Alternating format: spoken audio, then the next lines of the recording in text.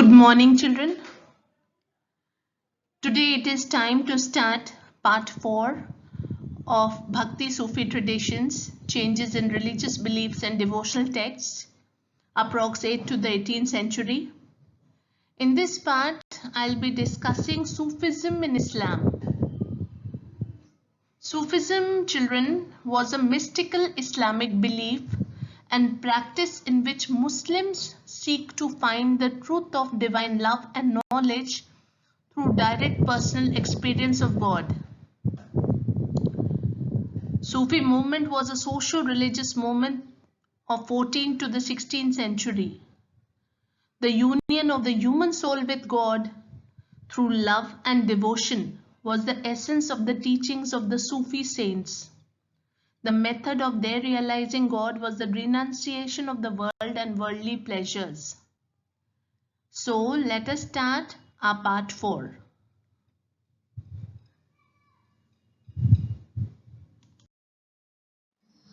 The growth of Sufism. Sufis were a group of religious-minded people in Islam. They were critical of the dogmatic definitions and scholastic methods of interpreting the Quran. They emphasized interpretation of Quran on the basis of personal experience. By the 11th century, Sufism evolved into a well-developed movement with a body of literature on Quranic studies and Sufi practices. Sufism was organized in an institution around the hospice or khanqa controlled by a teaching master known as Sheikh, Pir or Murshid. He enrolled disciples and appointed a successor.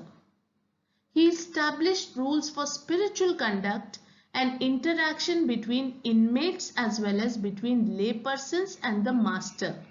So children, who became important? It was the Sheikh, Pir or Murshid who became important. Why? Because he taught his followers spiritual conduct. And he was the one who taught his followers interaction between inmates as well as between laypersons and the master.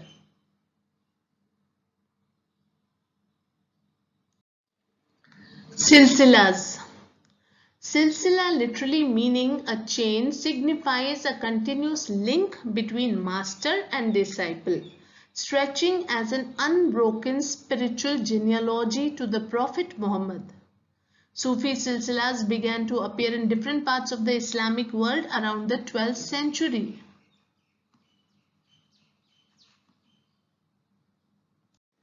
Children, in particular, it may be translated as religious order, where one Sufi master transfers his khilafat to his spiritual descendant.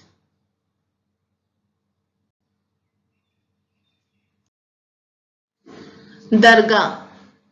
Dargah is a Persian term. Its meaning is tomb shrine. When the sheikh died, his tomb shrine became the center of devotion for his followers. This encouraged the practice of pilgrimage or ziyarat to his grave, particularly on his death anniversary. It was believed that after death, the soul of sheikh got united with the soul of Allah. People sought their blessings to attain material and spiritual benefits. Thus evolved the cult of the sheikh, revered as wali. Besharia and Basharia. Basharia and Besharia Sufis. Basharia were those Sufis who adhere with the Shariat, and Besharia Sufis were those who ignored the Shariat, as simple as that. The Chishtis in the subcontinent. Life in the Chishti Khanqa. The Khanqa was the center of social life. It comprised several small rooms and a big hall where inmates and visitors lived and prayed. The sheikh lived in a small room on the roof of the hall where he met the visitors in the morning and evening. There was an open kitchen that was called as langar. From morning till evening, people from all walks of life, all sections of life came to seek the blessings from the Sheikh in various matters.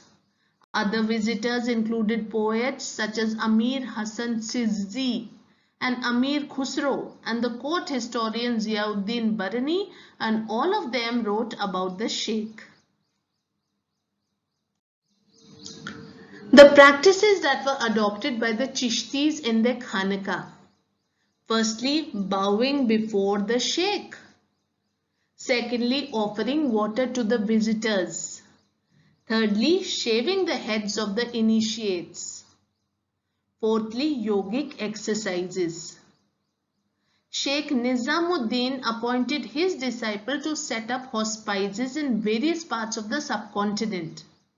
In this way, they came in touch with the people, which led to the popularization of Chishti practices, teachings, and also the fame of Sheikh increased because of that. Chishti devotionalism, Ziyarat and Qawwali. Pilgrimage called Ziyarat, tombs of Sufi saints, is prevalent all over the Muslim world. This practice is an occasion for seeking the Sufi's spiritual grace or barakat. For more than 7 centuries, people from different walks of life expressed their devotion at the dargahs of the 5 great Chishti saints. The use of music and dance, including mystical chants, performed by specially trained musicians or qawwals to evoke divine ecstasy, is also part of the ziyarat. The Sufis remember God either by reciting the zikr, that is divine names, or evoking his presence through sama or performance of mystical music known as qawwali.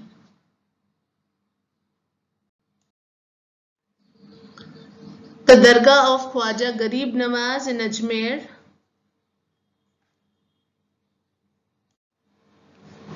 Ajmer Sharif Dargah. Arguably the most famous pilgrimage center in Rajasthan, Ajmer Sharif Dargah is the resting place of Khwaja Moinuddin Chishti.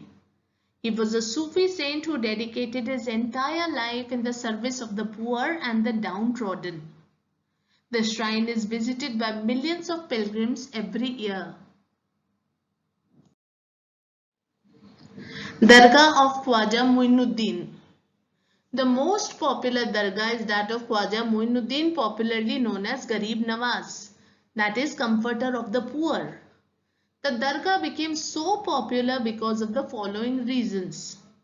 Firstly, the austerity and piety of the Sheikh, greatness of his spiritual successors, and the patronage of royal visitors. Secondly, location of Ajmer was another factor for its popularity. As it was located on the trade route connecting Delhi and Gujarat, it attracted number of travelers. Thirdly, Muhammad bin Tughlaq was the first sultan to visit the dargah. Fourthly, Akbar, the Mughal emperor, visited dargah at Ajmer 14 times in his life, and these visits were aimed at seeking blessings for new conquests, fulfilling his vows, and to get sons. Next, many of his wishes were soon fulfilled, and thus as an offering. Next point, he gave generous gifts on each visit. Next, he offered a huge cauldron to facilitate cooking for pilgrims. Next, he even got a mosque constructed within the dargah. Languages and communication. The Chishtis composed their poems in several languages. The Chishtis used Hindavi or Persian language. Sufis such as Baba Farid composed poetry in local language. Some Sufis composed long poems or masnavis to express ideas of divine love using human love as an allegory. Allegory is a story, poem or picture that can be interpreted to reveal a hidden meaning, typically a moral or political one. Sufi poetry was composed in the Dakhani language around the Bijapur and the Karnataka region. Women, while performing household chores like grinding grain and spinning, sang these poems. Other poems were in the form of lurinama or lullabies or wedding songs, that is Shadi Nama. The Sufis of this region were inspired by the Kannada Vachans of the Lingayats and the Marathi Abhangs of the sons of Pandharpur. Sufis and the state. The Chishti tradition was austere, but it did not isolate political power. The Sufis accepted unsolicited grants and donations from the political elite groups. The sultans set up charitable trusts, waqf, as endowments for hospices and granted tax-free land, inam. The Chishtis accepted donations in cash and kind and used them for their immediate requirements such as food, clothes, living quarters and ritual necessities such as sama. The moral high status of the Sufis attracted people from all walks of life. The kings wished to secure their support. Kings simply did not need to show their association with Sufis and also required legitimating for them. When the Turks set up the Delhi Sultanate, Sufis resisted the insistence of the ulama on imposing Sharia as state law because they anticipated opposition from their subjects. The sultans also came to depend on the Sufis to interpret the Sharia. It was believed that awliya could intercede with God to improve the material and spiritual conditions of the people. What does awliya mean? Awliya is an Arabic word meaning friend, helper, supporter, patron or protector. It's often used to designate the status of a saint. The word is most commonly known in India by the name of the famous Nizamuddin Auliya, whose mausoleum or dargah is in Delhi. As a result, kings got the shrines of the Sufis built near their tombs. There were instances of conflict between the sultans and the Sufis. To assert their authority, both expected certain rituals performed like kissing of the feet, etc. With this, I conclude my third part and will meet all of you in the next part, which will be covering Bhakti movement. Thank you.